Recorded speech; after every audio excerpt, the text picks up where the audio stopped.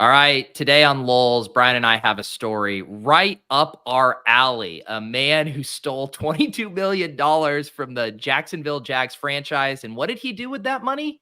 He put it into play on DraftKings and FanDuel. We'll break that down. Also talk a little playoff best ball. It's LOLz with Pete and Brian Hooper. Let's do it. Does he think? I think he thinks this. He thinks this is a go. Vegas Dave thinks this is a go. Hot naked girls doing yoga. What? Why don't you just win like a man? Random.org. Type in 1 for yes, 2 for no, and let the DFS gods pick for you. And I'm absolutely begging you not to dupe us. Please don't dupe us.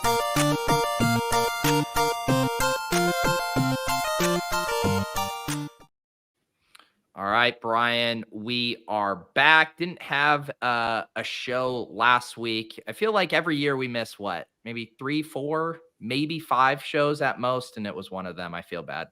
Yeah, not many. 5. I wouldn't even say 5. Maybe 2 to 4. Yeah, it's. I was in Miami this past weekend and was getting lots of people coming up talking about various LOLz episodes they had enjoyed this year. Just all of the drama and the guests willing to come on and stuff. So the people are enjoying the LOLz. Good. That looked fun. That did look fun down there. Yeah, I mean, I know you personally would never leave your house and have fun like that, but from afar, you could at least appreciate that other people would have fun doing so. It depends on who's going. I will do it. I will sacrilegious in the chat here, and he had mentioned he was at this live final and also was a guest of Jay Fresh from the Deposit Kingdom at the DraftKings King of the Beach live final, and he was talking about how different the vibes were there. Just such a community element to the Underdog live final with everyone knowing each other, where he was saying at the DraftKings one, it's like once you're dusted, people just get up and leave kind of in their own pods, siloed off. So I've never been to a DraftKings live final, but the Underdog one definitely felt more like a community event than just people silently sweating their own lineups. Yeah, Underdog, they're playing against each other online. On DraftKings, they're just trying to, get a piece of that Parlaypicker money. There's no community there.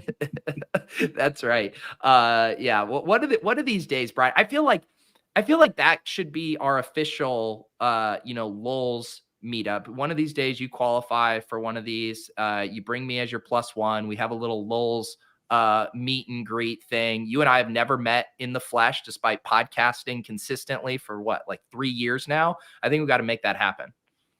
We should. Yeah, we could even do a live show. That would be fun. Yeah. Well, it's funny you say that because isn't our guy Ricky D? What is he at? Is it today? Today? Well, yeah. Today we were gonna do that live show. What live final is he at? Football, right? What is it? Is it Arizona? Is it? I didn't try once this year. Okay. Yeah, but Ricky had reached out to us and the timing wasn't going to work out.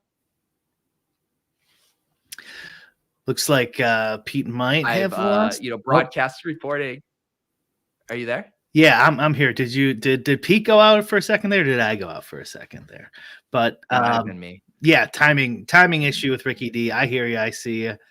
So that would have been fun though to get just like random dudes from the DFS world popping on the show. But yeah, when he reached out to us about doing it, I was like, oh, that'd be a cool idea. And then he's like, yeah, so the mixer's about going to be 7 West Coast time. I was like, yeah, we're not going to be broadcasting LOLz at 10 p.m. Eastern.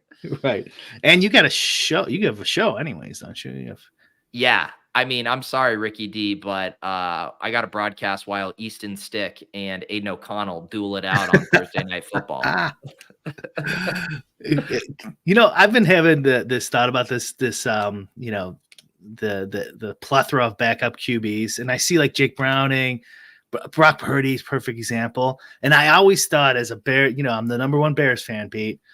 Growing up, why the fuck couldn't the Bears ever pick off a guy off the scrap heap like Kurt Warner, back in the day, or, the list is endless at this point, and they could never get anyone halfway. And I was like, if I was them, I would just get like 6 quarterbacks at the start of the year and just rifle through them. And just rifle through them. And like, who cares? You stink anyways. You haven't had a quarterback in, basically forever. I mean, well, That's the irony of what happened to the Jets this year, right? I mean, they were the team that played most loosey-goosey with their quarterback situation. And then the irony is Joe Flacco has saved the Cleveland Browns playoff chances. Like Joe Flacco slinging around, the fantasy pieces are relevant again. Joe Flacco was on the fucking Jets last year. Garrett Wilson had the best game of his career with Joe Flacco. And the Jets are like, no, I'm good. Joe Flacco was available for any team to pick off of their practice squad the entire season. It seems insane. For their team specifically, too, that was a pretty big blunder. Because they had like a supposedly playoff ready, team, defense, etc., and some explosive offensive players. So to not have it, like the Bears is like slightly different over the years, where you could have pick up, whatever, Warren Moon in his last year, just like, this type of old actual good player. Like Flacco was pretty decent, right? He's got a Super Bowl, but like, why not try, sign 6 guys and try like they did with Bajan, like just have like 5 of him. And then exactly. Yeah. I mean, you got when you literally don't have a quarterback for 30 or 40 years and you see Brock Purdy, Tom Brady, there's endless amounts, 5th rounders, undrafted, and you just never do anything. It drives me up a wall.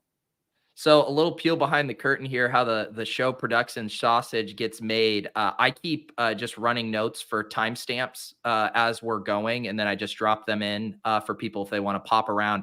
At 5:30, the timestamp I have written is Bric goes full Homer laundry bro on the Bears dysfunction. Is that a fair characterization? You're now the biggest Bears fan I know. I'm a huge Bear. You know how many jerseys I have, Pete? I wonder if I still have. I had a Dick Buckets jersey. There you go. You know what? Because on the Shipcast, our Thursday night football companion stream on Ship Chasing, we try to get a guest that has some kind of affiliation with the team. We ended up having Dinkmeyer on for the Bears game, and we should have given him the boot because I've heard enough. You're the biggest Bears fan I know. It's provable.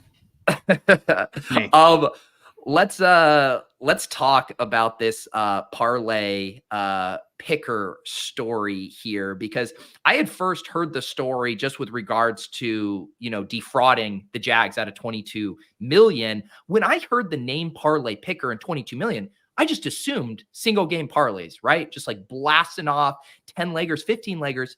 This dude was actually playing DFS, daily fantasy sports. I mean, it's hard to decipher from the article and what people are saying how much was DFS and how much wasn't. Yeah. What is your impression right now before we look at this stuff? Well, I mean, I did read the article, and we'll pull it up here, that David Purdom, the ESPN writer who covers the sports betting industry, I mean, I guess a lot of where he was punting it off was in the high stakes 3-mans, right? Because otherwise you would just say, okay, you're maxing the milli maker or whatever. Like, you're not even going to be able to burn through that much. But I mean, you would know better than anyone. Like, if you're sitting at those stakes night after night and playing a few of those, like, that can add up quickly. Yeah. And he was playing way higher than I would play, and playing 3-mans and stuff. You could burn through quite a bit. I think the article says though he lost $500K. Okay. So, but everyone else seems like he was losing millions. Well, and what his lawyer, and I guess I don't really understand why this distinction matters, but the lawyer is saying he was defrauding the team to pay old gambling losses as opposed to bankroll future DFS and sports betting play. I don't know why that distinction matters, though. So my guess is, I could be totally wrong on this, is his lawyer's trying to pump up the addicted to gambling thing so he gets a lighter sentence. Yep.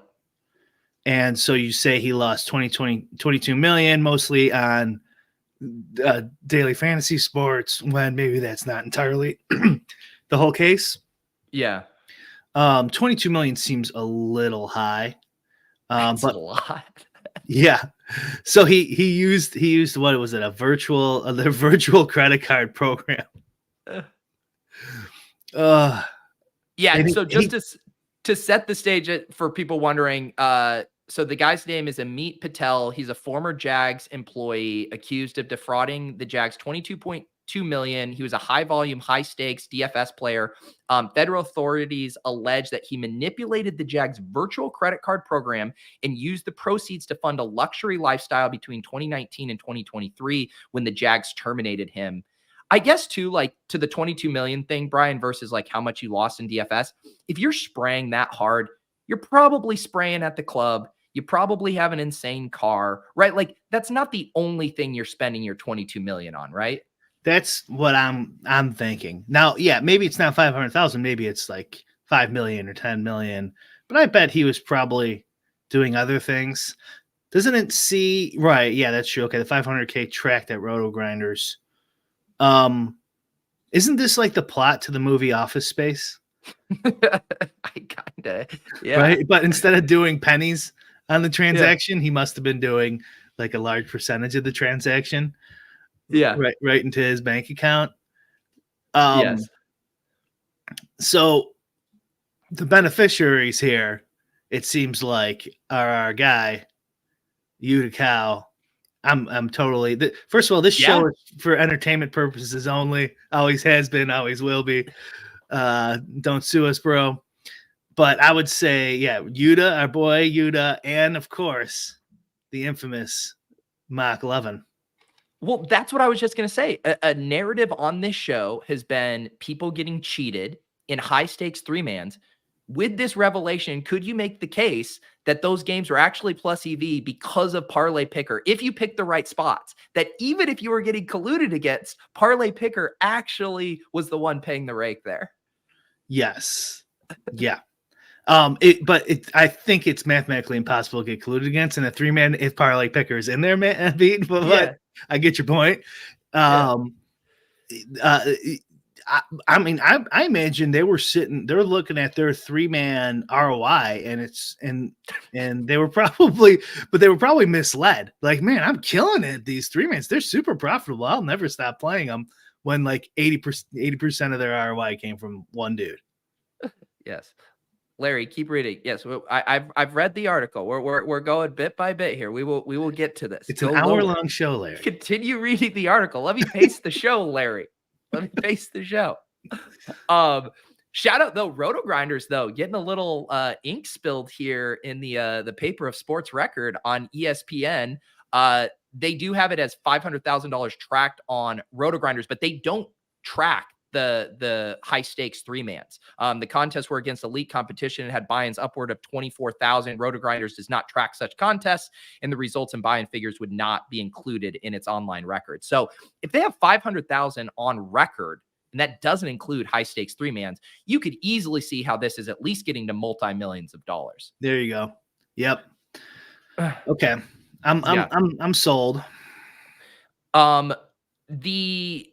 The other thing too, right, is like, I don't know a lot about defrauding, Brian, but it seems like this went on for an unnecessarily long amount of time. Like, at what point is someone kind of checking some discrepancies in the books? Do the Jags not employ an accountant? I mean, this seems insane. I meant to Google this before we started and I forgot. The Jags owner. Who's the Jags owner? Khan. Yes, you knew it. Yeah. So, okay. He's the Pakistani American billionaire, sports tycoon. Okay. No. So like, I was thinking it's a case of so rich, you know? Yes. He's so rich that like, it just looks like a rounding error to him as opposed to losing 22 million. Yeah. Sir, we have a problem with 22 million in your eighth sports team you own. Yeah. It's like 22 million. You're bothering me with 22 million, Pete. Yeah. Well, isn't that actually interesting in relation to, Mark Cuban selling his majority share in the Mavs? Because in like the hierarchy of sports team owners, like we all view Mark Cuban, oh, he's this billionaire, he's on Shark Tank. But in that hierarchy, he is way, way down. Like compared to guys like Khan, like it's honestly insane that the disparity, even in that 0.01% of wealth, the various, variations or levels between those guys. Yeah, agreed. Yeah, he owns Fulham FC team. Yeah. It's interesting. Do you think there could be, Pakistan and India had a big war a long time ago? Do you think Patel here maybe just didn't like his boss and he was going to take it out? Now it's a LOLz episode. Brian trying to tie this into a war in the Middle East. Psychology. I'm thinking of the psychology here, Pete. King said in the statement, this is his lawyer, that approximately 99% of the funds misappropriated from the Jags VCC were gambling losses, almost all while occurred on FanDuel and DraftKings. This goes back to the thing, was he spending it on other money? If you were the lawyer trying to push this narrative of a gambling addiction, this is obviously the number you would say, right? You would say this is contained exclusively to gambling. He would never use $1 from the Jags to go out to a nice sushi dinner. That's for sure. No, only gambling. It's because of his addiction. Yeah. That he couldn't control. He's really the victim here. Wouldn't you say sports betting though? Like if you're a lawyer, like which one would seem like I could get him off more? Wouldn't sports betting make sense? Because it's in the zeitgeist of most people, like, oh yeah, sports betting addictive. Got it. Yeah. Or is this the spin zone, Brian, that this is the ultimate case of DFS being a game of skill? Because what we really need is the flip side of it. We need to see the 3-man accounting of the people who just absolutely profited from going against these guys over the years. I bet we know 2 of them. Yeah. It is true. Kirby says it, man. I'm the self-proclaimed deposit king. I think I've been dethroned, Brian. This guy, once he gets out of prison, I think you have to hire him for the Discord. He could have the keys to the Deposit Kingdom Discord now. Are you offended, Brian? We got interviews in this article. A few DFS players. I think I recognize the name Drew Crawford. We have Matt Smith, who's Seminole on Twitter. Were you offended that you weren't asked to comment about this story? I was not. I don't know if I would even have responded to him. Come on, Brian. That would have been great promotion from the show. That's true. All right. Yeah, I probably would have said. Yeah, I probably would have told you, and then you were like, "You have to say something," because I'm like, "Fine." Yeah. I don't even remember. I vaguely remember him. Yeah. Yeah. Because first of all, on FanDuel, I'm assuming he lost. From what like the Twitter threads were saying, was a lot of it was on FanDuel, and I don't play a ton on there, and I haven't played 3-mans. Despite the show being entertainment purposes only, we've said not to play 3-mans for 2 years now, at least. Yeah. Maybe since the start. So that's another thing is not only does this guy not do research and know how to play DFS or anything like that, he doesn't watch this show because he wouldn't have been playing these 3-mans. Yeah. So the quote from Matt Smith, he says that Parlaypicker would occasionally not even submit a lineup despite it being a $3,000 buy-in. That's when you know you're really splashing around, when you don't feel the need to go check and make sure you have a lineup submitted there. He would train the high stakes, wildcatish type of things too, or luxury box. So like 24 of the same $1,000 lineup, like which is just completely horrible strategy. I guess unless you have an endless Ponzi scheme going on, or endless office space scheme going on. Do you think like, so these guys, Matt and Drew, apparently these guys would just take this guy's money. Do you think if our guy Sheets ended up in a 3-man with him, that he would have reached out and taught him how to be a better player instead of taking his money? I would hope so. He'd probably be like, listen, check out my Stay Kings package. Seems like it'd probably be a better actually investment, which is true, than what Parlaypicker was doing. And then he'd have to, walk him through how to play DFS. What do you think about this Galbraith theory here? Is it possible, from Sacrilegious, that McLovin and Parlaypicker were in cahoots to launder all that money? Mock cleans up and pays Parlaypicker in his cut. That you are a That's genius, kind of fun. sir. I can't believe yeah. So when he gets out of prison, he cuts him his 12 million or whatever. That's right. Probably a little more if he's serving time and doing maybe like you got to give the man 18 of the 22, right? I would I would watch that reality show or documentary. You imagine Parlaypicker inside the yard gets his collect call talking to McLovin on the other side. McLovin's having to send stuff in there, some extra little money for the contraband, make sure Parlaypicker is staying healthy and safe on the inside. That's what we all deserve. I mean, if they were smart, though, it would be do not contact me ever. Yeah. Then down here, we got a veteran DFS player, and this is a blind item. I think we have to try to guess who gave this quote. One veteran DFS player who communicated with ESPN on the condition of anonymity said they believed Parlaypicker is the biggest loser ever on FanDuel. He was legendarily bad, the person added. If this quote was he was generationally bad, it's for sure CSU Ram. If he would have tossed in the word generational there, is legendarily enough of a synonym and a sister of the adjective generational that this could have been CSU? Oh no, this is Big T. This got Big T all over it for me. He wants to be anonymous, right? He doesn't get involved anymore now that he's Big C. So he'll stay anonymous and legendarily bad. I could see him saying that. Well, I mean, but why don't you get? I mean, if you give the quote, then you get Run Pure Sports. Big Tony said this, and people, then you start Googling. All of a sudden, ESPN readers are buying Run Pure Sports hats. It's a total cash cow. Because he's all into this. I don't want to get sued stuff now. I know. He's big corporate. Any other guesses in the chat who gave this quote? Yeah, who else? Okay, who else could it be? Who they would contact? Smith is a good guess. Does stuff with ESPN. He would put his name to it. Smith would put his name to it. Legendarily bad. To me, I still think it's Jennings. Who? Yeah, and I could see him not wanting his name on attached to it. It's not. Dude, Davis would be like, make sure you. He was one of the biggest losers ever on FanDuel. Legendarily bad. Make sure you put my handle in there. All right. Our update here. Patel is scheduled to appear in federal court today in Jacksonville, where he's expected to plead guilty to charges of wire fraud in a legal monetary transaction. In a statement last week, King said that Patel is deeply remorseful and is in treatment for his gambling addiction. The last tournament that Parlaypicker entered that was tracked on Roto-Grinders was the DraftKings World Golf Championship on July 6th, 5 months after the Jags fired him.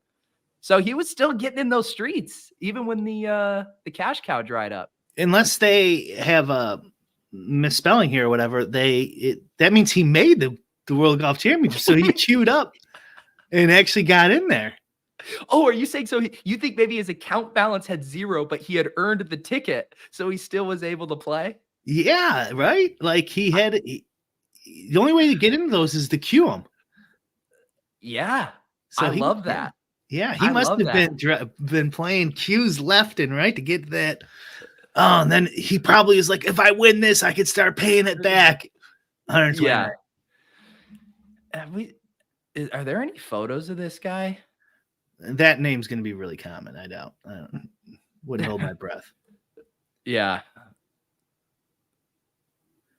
Here we go. Yeah, we got a photo of him.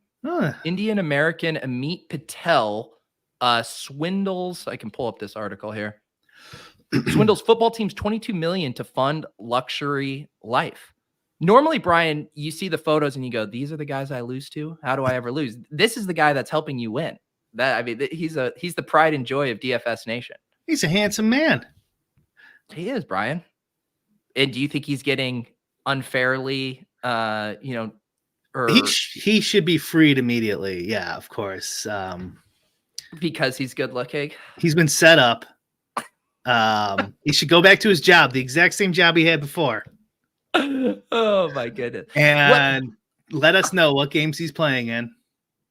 You're saying like when there's like a murder or something, and if it happens to like a blonde girl at an Ivy League school, the disproportionate media coverage just because she's pretty and rich, you're saying that's happening to this guy here because he's pretty and no longer rich? No, the bit was I want him to keep playing DFS.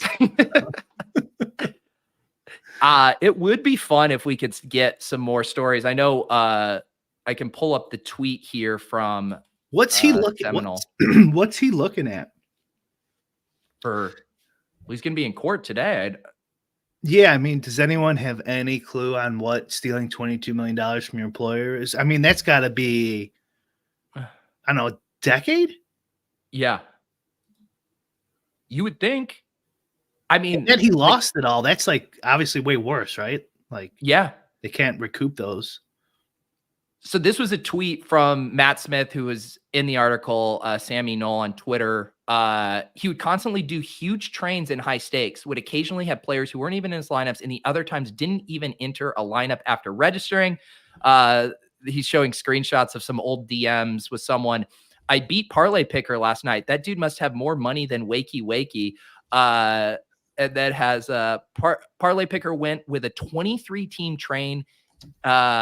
Love that dude, Parlaypicker. So he had been on the radar within our crew here for a while.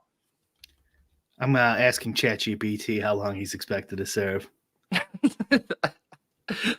Also, I got to pull up an old chat from at the beginning of the show. I saw this from our guy Nick here. Where was this? Nick was sharing some inside stuff.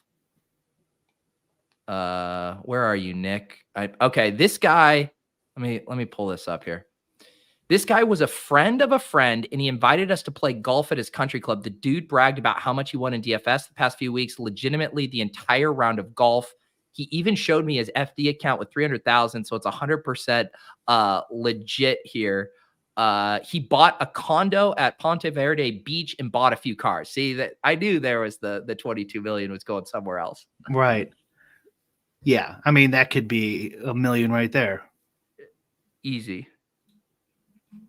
Wild. Yeah, his lawyer is ramping up those DFS losses. I'm betting. I'm sure he lost a ton. Don't get me wrong, but he's playing an angle, and the media wants to run with it because it's a good story, and then people will talk about it. Look at this. Nick's practically best friends with him. He played in our Top Golf League. Also, newsflash to me: there's Top Golf Leagues. Wild. For a week, and he was adamant the Monday Night Football game would be on the TV because he had DFS lineups in play that night. They're saying ChatGPT is giving me. I hate when they won't fucking answer. I was surprised you were going back. You have such a tumultuous up and down relationship with ChatGPT. I would destroy this Android given the opportunity.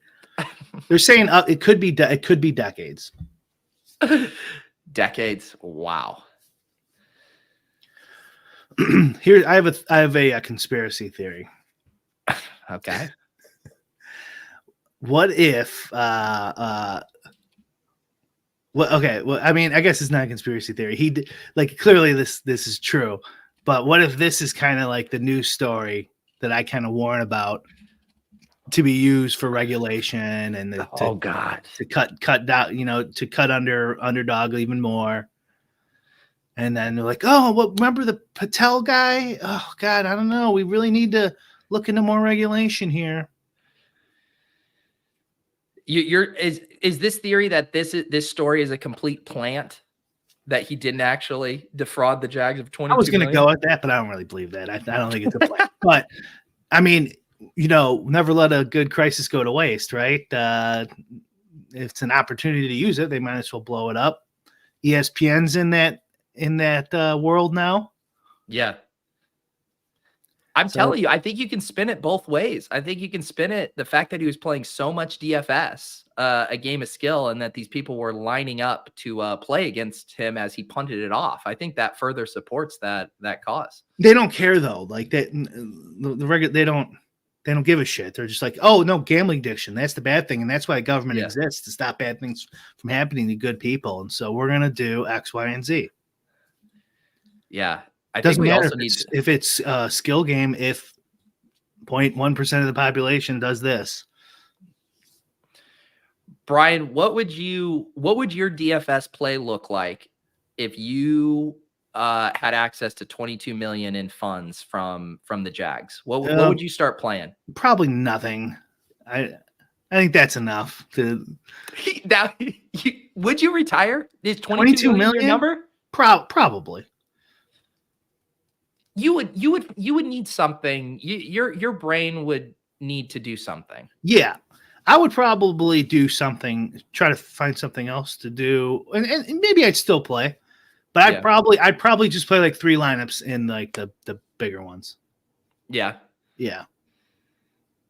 Look at this. This is a good question. What would Brian with infinite money? What does your day look like? What are you starting to spend your time doing?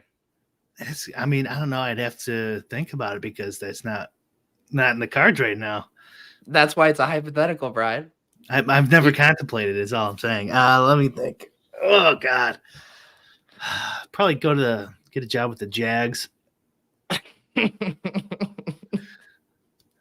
You go around the country giving like PSA speeches about flaws in VCC systems.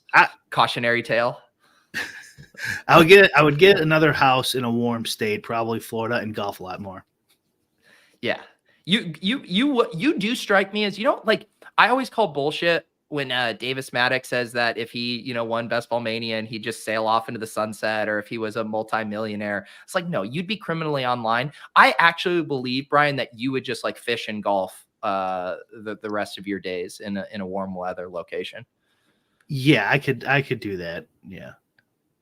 I could do that. I still think you would get intellectually bored. Are you someone that would just like sit around and read for 4 hours a day? Like, do you get into Not anymore? I used to. Now I don't have the capacity to read because the internet's fried my brain. But maybe do we just go full Joe Rogan? Brian, you give me a $1 million a week salary with your new infinite money, and we just do LOLz full time, Joe Rogan style, 3-hour pods a day. I probably would do more podcasting, like just generally speaking, because I enjoy it. It's fun. I don't know if anyone would listen, but I'd probably do, another non-gambling podcast. Yeah. I think because I have kids now, I don't think my life would change that much. I think I would mostly be doing the same thing. There would obviously be some tweaks, but I think the general makeup of my days would look very similar. Would it though? Because I doubt you're still going to work for. I'm just saying I would still be making content. Yes, I would be writing. I would be doing streams. would be in charge. Like you would just run it from your company. Like why? Yeah. But the thing is, in this hypothetical of like infinite money, you wouldn't even have to think about it as a company because you wouldn't have to make a single cent from it. Yeah. You know what I mean? Yeah. It kind of goes back to the thing. Nick Ercolano had this phrase he said on one of his shows where he said like most stuff with being like doing content or turning like your passions into a business. He just said it's like systemizing your passions. And I think if you have infinite money, you don't really need to systemize them. You just turn the cameras on and do whatever. The systemizing, the organization, the packaging, the promotion, that's the stuff where you get a return from your time because you need the money. But if you didn't, you wouldn't have to systemize shit. Brian, you fired up your live stream at 4:30 in the afternoon. Who cares? That's true. Wouldn't you still want number to go up though a little bit? Wouldn't you still want your shows to get a lot of views? Yeah, you're right. Because in a way, right? Like in a way, the way people earn money or try to get money, it's a game, right? There's a gamification element to you. So if the money and those stakes meant nothing, you would still find ways to gamify things. I want X amount of subscribers, or I want X amount. Like you would find a new way to judge your own success outside of money. Yeah, definitely. But like, if you like, I'm just thinking you specifically, if you're going to do this kind of more public profile podcasting, YouTubing, etc., you still will need to play the thumbnail game. By the way, today's thumbnail was fire. Did everyone else think the same thing? That was a good one today. Like you still got to do all that stuff, if you want, because you don't want to do a podcast and 4 people listen to it. Yes, that's true. Yeah. That's true. And I mean, we're very fortunate that we have 220 people watching live right now, us envisioning what our lives would be like with 22 million. Ugh. What do you think the Jags of all the NFL franchises to get defrauded of 22 million? What do you think would have been the funniest? Like the Jags is kind of funny, but it's not the funniest, I don't think. Huh. I mean, I would have thought like the Dallas Mavericks. I know it's not the NFL, but that Mark Cuban getting defrauded, even though he doesn't own them anymore, 22 million would crack me up. Yeah. Who else? James Dolan in New York. That's another NBA. I feel for some reason like the Chargers would be very funny to me. They've just had such this insane run out. They get, uprooted from San Diego, moved to Los Angeles. No one goes to their games. They finally land on a franchise quarterback. 90% of their team is hurt all of the time. And they have like a funny social media account and people constantly like recirculate old tweets from the corporate account about PF Chang's. It just feels like a place. They employed David Chow, who's like one of the worst NFL team doctors we've ever seen. It just seems like they're an organization that wouldn't notice 22 million being gone. What about the Raiders? Yeah. Because it's in Vegas. Well, they did lose 22 million. It was on a John Gruden 10-year contract, I think. How about the Oakland A's? It's like, well, we can't field the team this year because that was our entire budget. Like they have no money. That would be actually that just general archetype of a money ball style GM, where they're like, trying to pinch pennies and get good down the line. They're like, sorry guys, we can't be in the luxury tax at all because we are funding high stakes 3-man cash games for one of our employees. Jim Irsay, just to see what he would say. Yeah, man, Jim Irsay. It is. I wonder. Do you think that like that brand of owner, the type of owner who is very public and meddles in his team's affairs, the Mark Cubans, the Jerry Joneses, do you think that archetype will always exist? Yes. That's the dream, isn't it? It's the fun of it, right? Like if instead of 22 million, we got 22 billion. Yeah. I'm probably buying a team, even though I don't even want to deal with it, like the headache of it. Yeah. And I'm going to be doing some stuff to it. Like I'm going to be hiring tons of, gambling guys and stuff. Well, do you know what? This gets back to that thing of how you will find yourself caring. Say you have infinite money. Let's literally say like $100 billion and you do buy the franchise, right? And the stakes are still so low for you, but you think about the public feedback in the people roasting you if the team isn't headed in the right direction, or you have a bad year, or you hire the wrong coaches, or you mess up a trade. Like that would be the part of you that made you competitive. You're like, I don't want to be the laughing stock, even if it's like, who cares? 22 billion down the drain doesn't fucking matter to me. You would still have emotional stakes in that. I've thought about this is like we daydream way too much for things that are never going to happen. But like, I have thought about it. Like I would want to do like, I'll hire like people like, Bob Vulgaris and stuff like that and put together a team. And we're going to go for it on fourth down a lot, just like this is what the numbers say, we're doing it. But would you have the balls of all the normie dummies and ESPN and all of them coming after you every day about how you lost 47-6, and because you went for it on fourth down in the first quarter when normally you shouldn't. So basically, in the same way we have some of those college teams and even high school teams, right, where it's like the high school team that only shoots 3-pointers or the college team that goes for it on fourth down every single time, it brings some like radical play style to an actual NFL franchise because you do not give one shit what the pundits say about what you're doing. Can we flip this around? Go for it. What for 22 million? How much time would you be willing to serve? But on which end? Do I serve the time and then get the 22 million, or do I get to blast off and then I have to go pay my dues? I guess it doesn't really matter. I guess either way. It does. Okay. I'm such a forward thinking, like it'd be psychologically so much easier to be like, all right, I get these 5 years done. and then we go play, as opposed to the entire time you're playing, it's like, I got to be in prison in about a year, man. This sucks. Yeah. Let's say after you get Okay. You do the time, then you get paid. I mean, I feel like this question would be so much easier to ask me like pre having a kid, because that just like contemplates it. Can we do in this hypothetical that you don't have like a family of any kind? Let's say that. Let's say you don't have any strings of any kind. In the numbers, I get 22 million when I'm done paying my time. Why not? Yeah. And I mean, this is what he was faced with.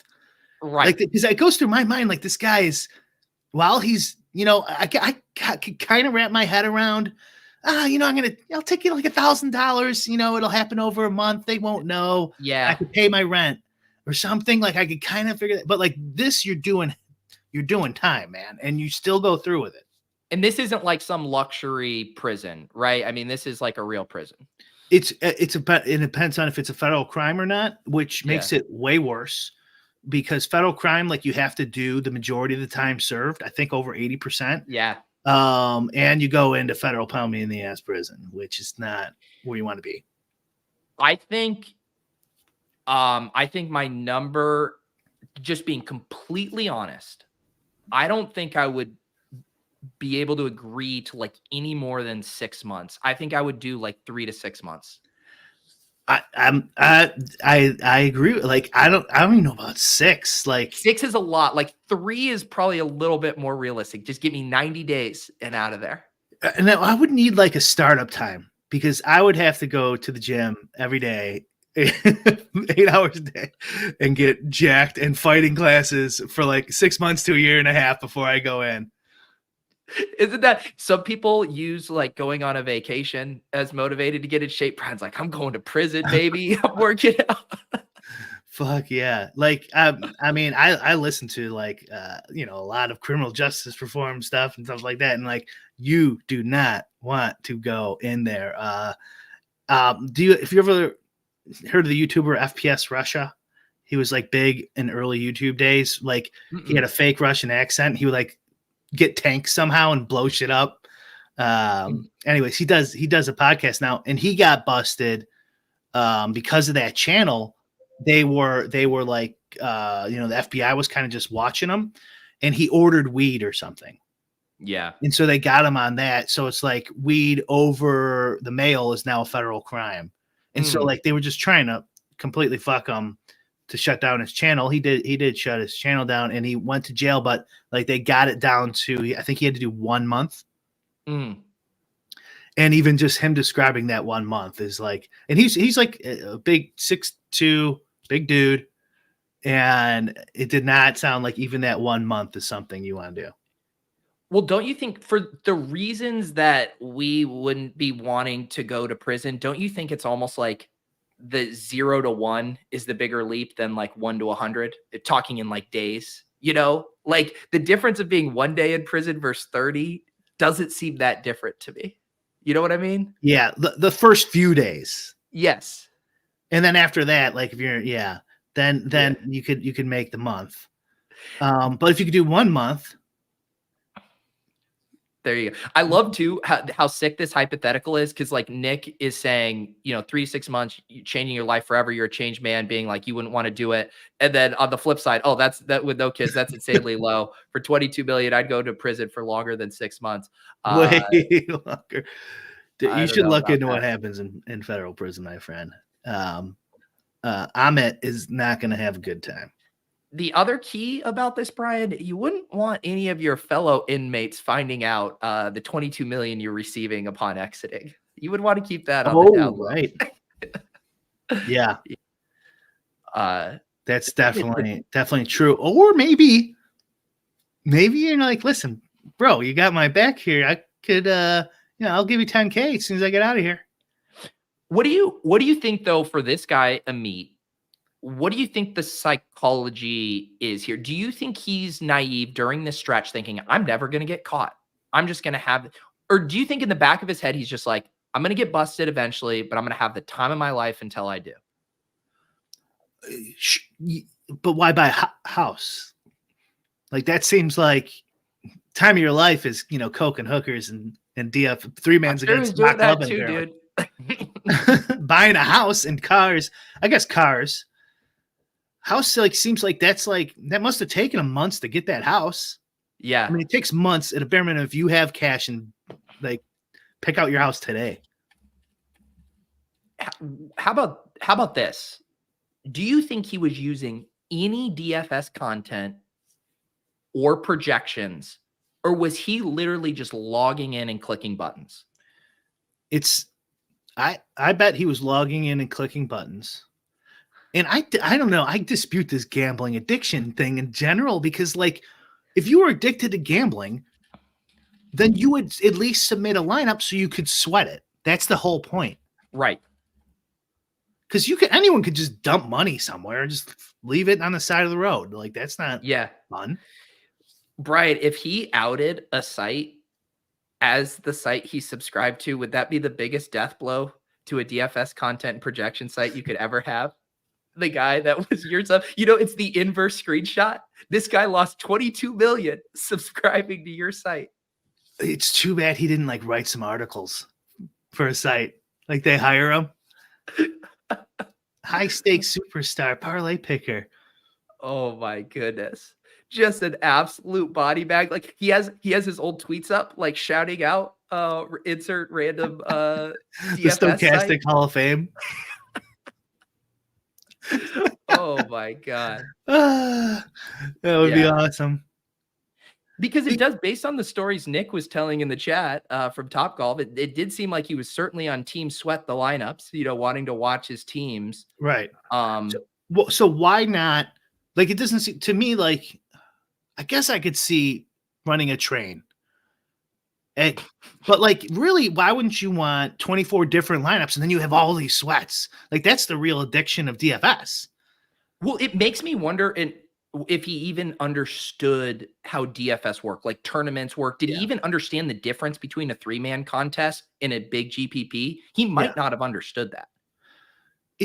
Gambling addiction is usually to like instant feedback or intermediate feedback, like slot machines. Florida has casinos, and I'm assuming he was living there. Yeah.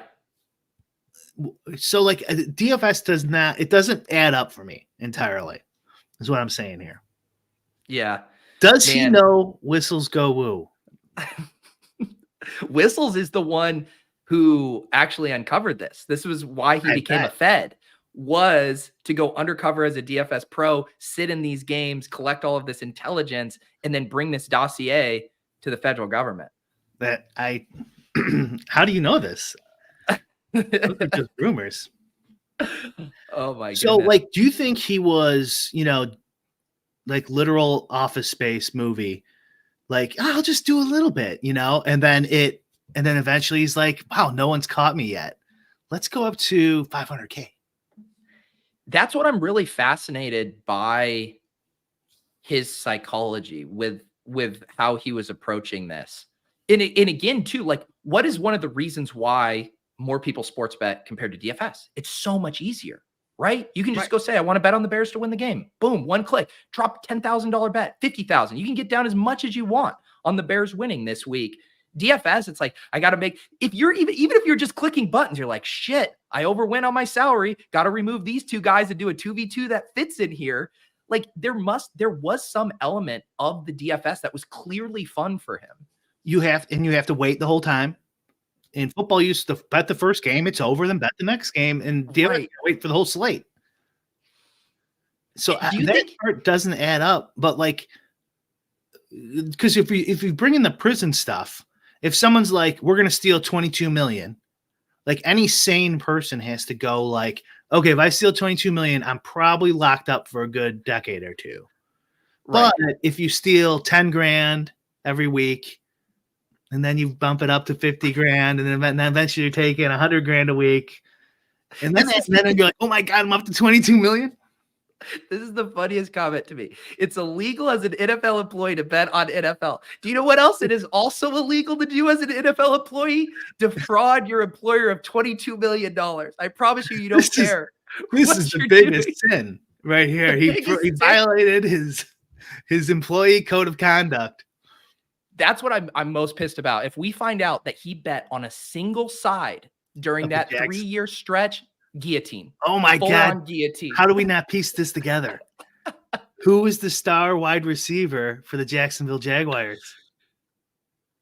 Or Calvin he was Ridley? the star, Calvin Ridley. Is that how he brought Calvin Ridley to Jacksonville? I don't know. Maybe there's something going on there. Maybe he's like, hey, I need to get some money down. Yeah.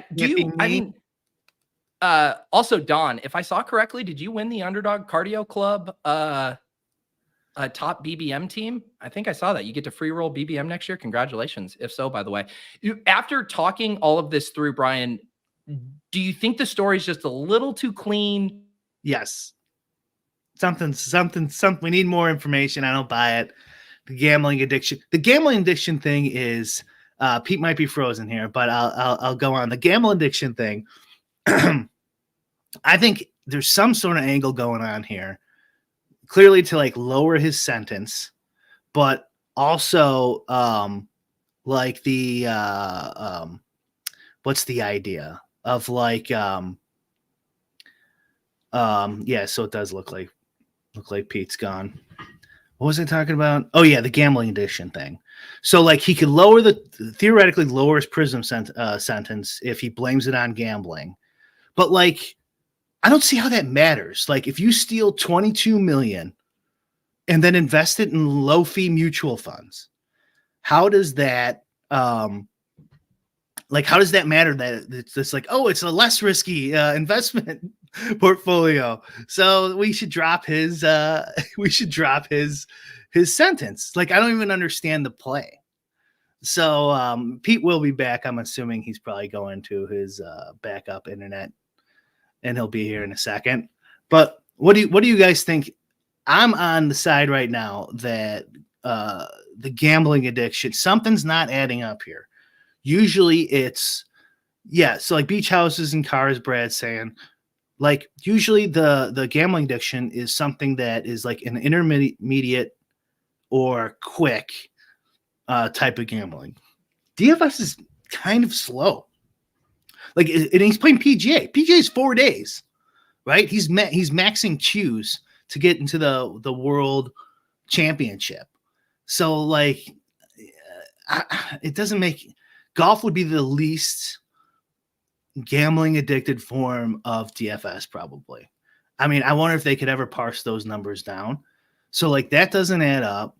I think the money too, if they say the majority of the 22 million went to DFS, but he's buying a house in a nice area of Florida, multiple cars.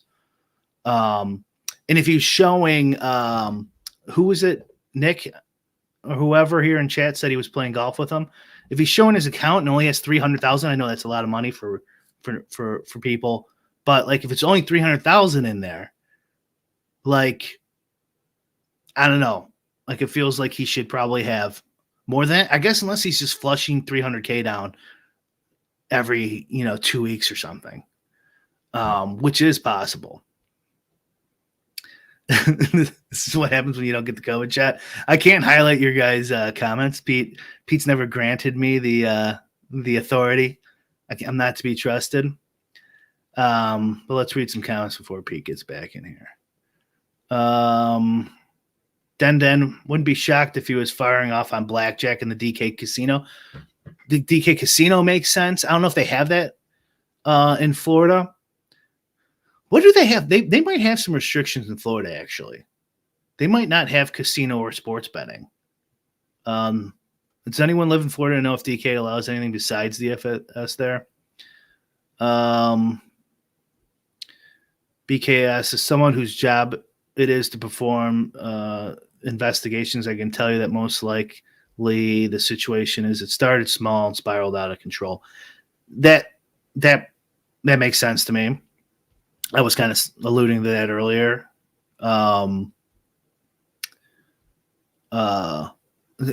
Just based on like that prison idea, like if he stole 10,000, like he's not going to do time. Right. I think, but then like it eventually starts adding up and he's just like, maybe he was trying to win it back so he could just pay it, like win 10 million back and be like, okay, here's 10, like I gave it back to you. And then that just kept snowballing. And then the 10 million just eventually got up to 22.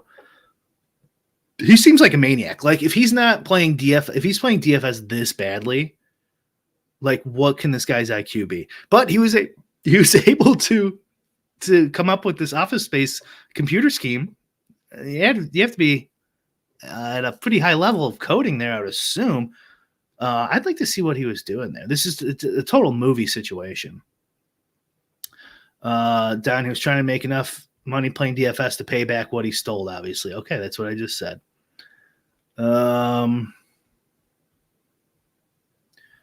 Doovie, businesses often inflate their losses for insurance purposes, something I imagine a billionaire as well. Oh, look at this. He's back. Dude, I decided to try our prison hypothetical early, and I just headed down the road to the penitentiary. They let you in pretty quick. Yeah. Well, I shivved a guard, and they let you in real quick after that. Is it like, are you like, and actually, I think I might stay here a little while. It's not that bad. It's nice. Yeah. They got granola bars, and seems like they're going to have the game on tonight. They don't have the YouTube TV thing, but they do have Amazon Prime. So I think I'm going to be good. Okay. Are you going to do like a ship chasing from prison? Yeah. Soap chasing is the theme tonight.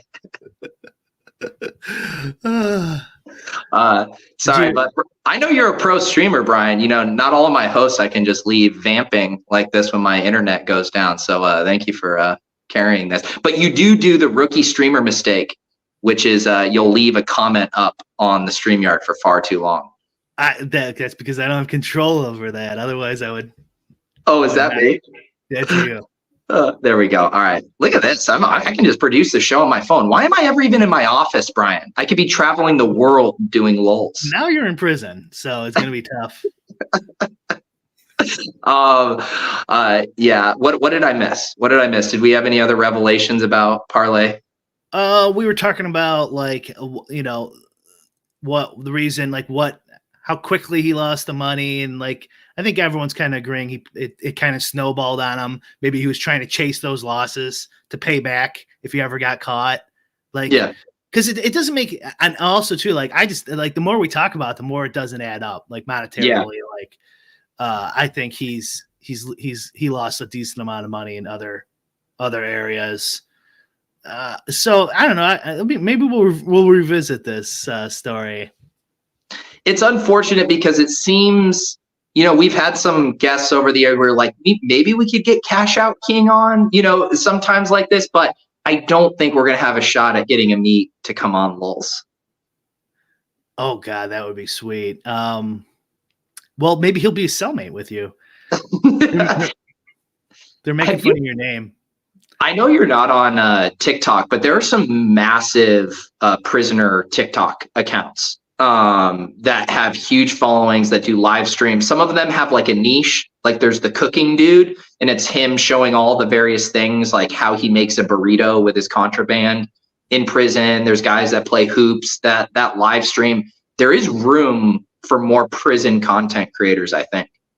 Sure. Well, I mean, we could do LOLz. I mean, I'm not going to go there, but I'd be willing to co-host. Yeah. Well, I'm gonna go talk to Lauren right now. I'm gonna tell her about my new kind of content plan for life. Yeah. And it's leaving my 1-year-old child and her going to prison and becoming the first DFS prisoner streamer. She's like, and there's no 22 million at the end of this rainbow? No, doing it free of charge. Just some incredible life experiences, honey. Another thing with my conspiracy theory, Parlaypicker. It's a lot like parlays on Underdog and Prize Picks, not DFS. Don't call them that, Brian. They are fantasy pick'em entries. I know, but this is what they're going to use Parlaypicker to take them down. It does sound like the username sounds like some kind of tool that would get released for helping you build these on the sites. Yeah. You sign up and get Parlaypicker for 35% off. have I seen the TikTok of the prison parlay guy who, I did see that one. Yeah. There's this guy who like gives out his picks ahead of time, but then there was some controversy because it was like the video went live after some of the picks hit. So you didn't know if there was some sleight of hand there, but apparently there's a prodigy in prison who can hit the 12-leggers. Did he actually win? Did he actually get it? That's what he said. That's what it said. Yeah. Get some meal money. I know. All right, Brian, as much as I would like to do the rest of this show up on my stairs right by the door exiting my house where there's good service, I think we've had ourselves a show. Yep, we got an hour in here. I didn't think we were going to go a near 60 minutes on Parlaypicker, but we went down the hypothetical rabbit hole, and I don't know about you, but I've kind of come to appreciate my life circumstances more than I did an hour ago. I'd much rather be here than where Parlaypicker is later today in court. We were going to talk a little bit about playoff basketball. We can maybe do that on a future episode. I know you're working on some stuff with the Bric draft caddy for helping people draft in those. Yeah, it's a little tricky getting it set up so it can like auto draft something usable for that format, since there's so much negative correlation. But yeah, hopefully next day or two we can add something. Yeah, and by the way, if you guys aren't, we've talked about the draft caddy before, helping you draft the battle royales. I'm telling you, Brian, this is going to be a great week to do battle royale drafters. Everyone on Underdog just got their stimmies from regular season payouts. Everyone's accounts feeling flushed. We got some big prize pools this week. And just from my limited drafts I've already done, they seem to be a little bit more unhinged than normal. I think people are blasting off with the money in their account. Is Parlaypicker in any of these drafts, Pete? We didn't talk about, and we don't have to, but I was going to mention, I wonder if they're going to try to recoup any of that money. Ooh. Yeah. But like recoup it how? From DraftKings, or then DraftKings through the players. What kind of recourse would they have to even get that back? I don't know, but there has to be some sort of stolen funds. Not law, but what's that called? Where it's decided in court. And so whatever happened previously was decided is how they'll apply it going forward. I cannot think of the name. Okay. But you know what I'm saying? Like, I'm sure there's been case law. I'm sure there's been some case law on He's probably like, no. Yeah, you got to give it back, Yuta. Those are the rules. And I was in a few of those with you too, and you need to give it back to me. Yeah. I can use my Yuta bucks back. Precedent, was that the word you were looking for? Yeah, precedent. There we go. Yeah, so like that could be a thing. Yeah. Or Khan just kind of looks in his couch cushions tonight and finds 22 million in change and is like, yeah, we'll be fine. They'll want to kick this under the rug, unless, of course, they want to make it big to use to their advantage and go, oh, we don't want any of this regulation. Yeah, we hate it. If you covered the Jags as a beat reporter and you don't ask Calvin Ridley his thoughts about this story, you deserve to lose your job. That's my take. Amen. Yeah. Especially after the season he's had. All right, guys. I am going to head out. If you want to hang out with us tonight on the Shipcast for Soap Chasing, we have Danny Kelly from The Ringer, who's going to be joining us for Easton Stick versus Aiden O'Connell. Anything else you want to mention on your end, Brian?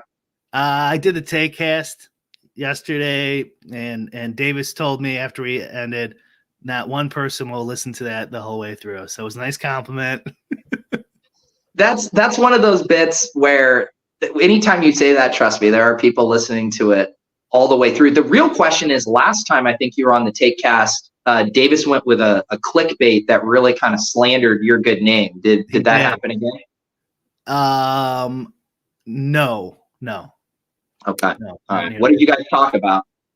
Bitcoin, and then eventually just started talking about everything. He had a podcast with Ricky D where Ricky D likes to talk about what makes people happy and stuff like that. So we started BSing about that at the end. It was all over the place. So it's like the inverse of our conversation where it's like, what would life in prison be like? Right. Yeah. How would you be happy in prison? And that could be a whole episode. There you go.